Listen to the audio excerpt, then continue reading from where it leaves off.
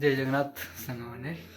तो यहाँ पर हूँ प्रथम ब्लॉग मुझे माने कैमेरा सामने आसिक बनाऊँगी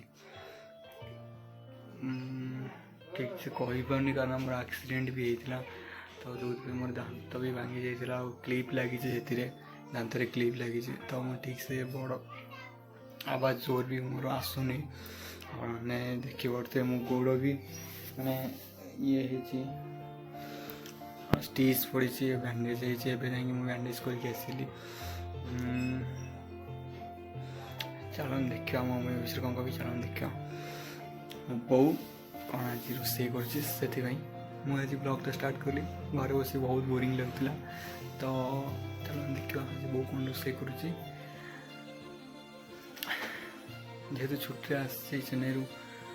कम दाम किसी ना रेस्ट आसी देखा जाऊ परिवार सहित मस्ती करता ये होचंदी मो बापा आ गोटे आम परिवार सदस्य होचंदी देखंतु बहुत दुष्ट मिटू आ ये होचंदी मो बो डालमा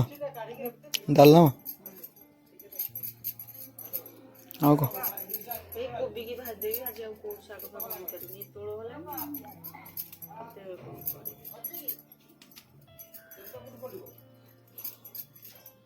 भात बस डालमा बसची बा भंडारी तो डालमा को भाषण करी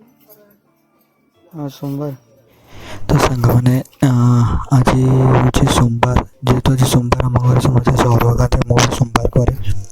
तो से आज आम घर पूरा सादा बिना पियाज रसुण भात डालमा आउ भजाटे हम देखा जाऊ बो कमती कर हर महादेव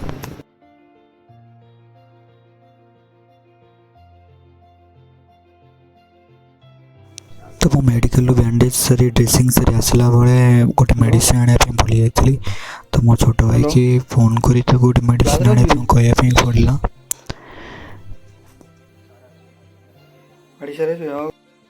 बापा भी आखिरे ड्रप पकाउछन कारण मो बापा को भल भाव देखा जाए दी आखिरे मात्र 10% गुड़ा ही देखा जाए तो बहुत कष्ट भी कर मो बापा भी आम परिवार को चलाइबे आउ सहित मु भी अच्छी कांधरे कांध मिसे मु भी मो परिवार को मु देखुची तो देखा जाऊ महादेव आउ केते दिन हमको दुख रे रखिबे हर महादेव एटा हूँ आम ठाकुर घर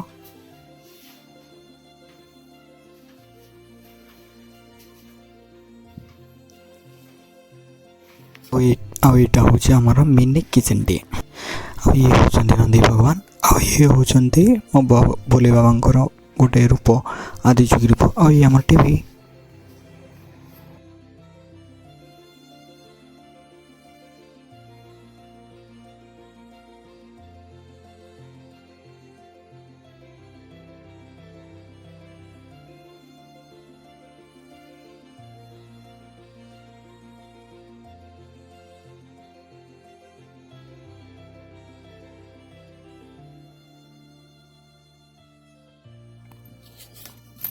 तो जेहेतु आज कोबी आलू भजा हबार थिला तो बोर कोबी आलू कटा चली भजा पे देखा जाऊ केमती आज रोसईटा टेस्ट केमती लगुच बापांकर नीतिदिनिया ठाकुर पूजा सबुदिन माने से गाधे बुंदावती को पानी देवे सूर्य को पानी देवे एवं तांकर एटा हूँ सबुदिनिया कम आ जेहेतु आम ब्राह्मण घर एटा भी निहाती जरूरी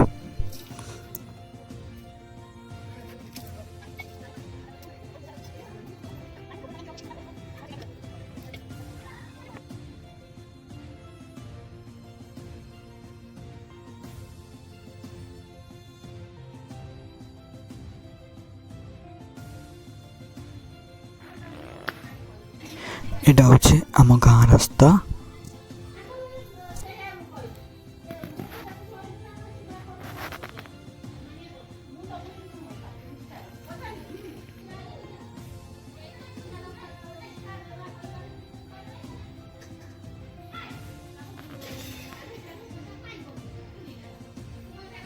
ये होचंती आम घर माँ बृंदावती माँ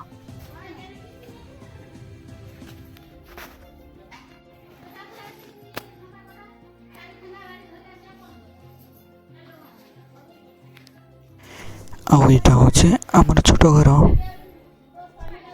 ବର୍ତ୍ତମାନ ଭାତ ରନ୍ଧା ପାଇଁ ବୋଉ ଚାଉଳ ଦେଉଛି ଏବଂ ଦେଖିବା ଭାତ ରନ୍ଧା ସରିଲା ପରେ ନେକ୍ସଟ ଆଇଟମ୍ ଭଜା ହେବ।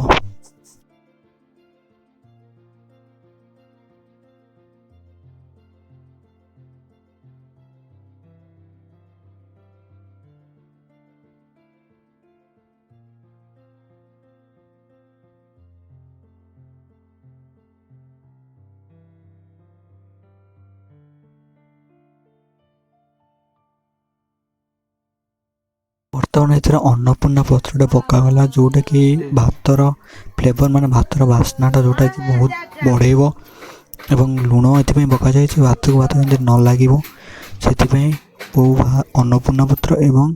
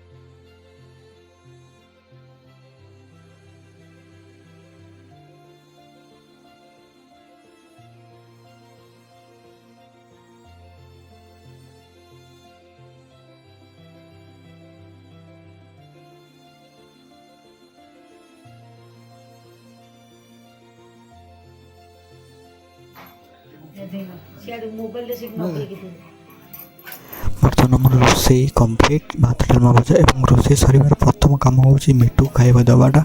ଯେଉଁଟାକି ବୋଉ ଏବେ ମିଟୁ ଖାଇବା ଦେଉଛି ଦେଖିପାରୁଥିବେ। ନା ଯେ କିଛି କରିବନି।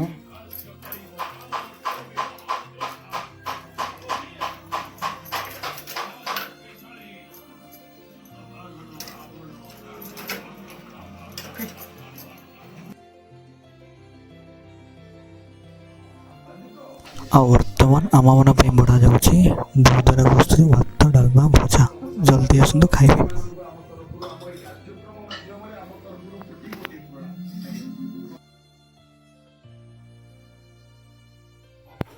ଆସୁନ ଟିକେ ଆଗକୁ ଆଜି ଜଣକ ତ ଉଠେଇ ଦେବୁ ଆଉ କ'ଣ ଆସ ଆମ ଏଇନା ବସେଇଲୁ ଏଇନା ଉଠୁ ଯାଉଛି। ଏ ଦେଖ କଳାକାର ଆଖିରେ ଲଗେଇଛି କଳା ଲଗେଇଛି ଆଖିରେ କଳାକାର। ଏଇ ଆମ ତ ଆଜି ଦିନମାନରେ ଯାହା ବି ସବୁ ମୋର କଟିଥିଲା ବାପାଙ୍କ ସହିତ ବୋଉଙ୍କ ସହିତ ଏବଂ ମୋ ଭାଇଙ୍କ ସହିତ ସାନ ଭାଇ ସହିତ ତ ସବୁ ଯାକ ମୁଁ ଆଜି ଅପଲୋଡ଼ କରିଛି। ତ ଗୋଟେ ଏ ନୂଆ ବ୍ଲଗରକୁ ଗୋଟେ ଲାଇକ୍ କମେଣ୍ଟ ସେୟାର ଏବଂ ସବସ୍କ୍ରାଇବ୍ କରିବାକୁ ଜମା ବି ଭୁଲିବେନି କି ମନଣା କରିବେନି। ଆଉ ଭଗବାନ ଆପଣଙ୍କୁ ସବୁବେଳେ ଖୁସିରେ ରଖନ୍ତୁ, ଆପଣଙ୍କ ସବୁ ମନସ୍କାମନା ପୂରଣ କରନ୍ତୁ, ନିରୋଗ ରୁହନ୍ତୁ। ରହିଲି। ହର ମହାଦେବ, ବାଏ।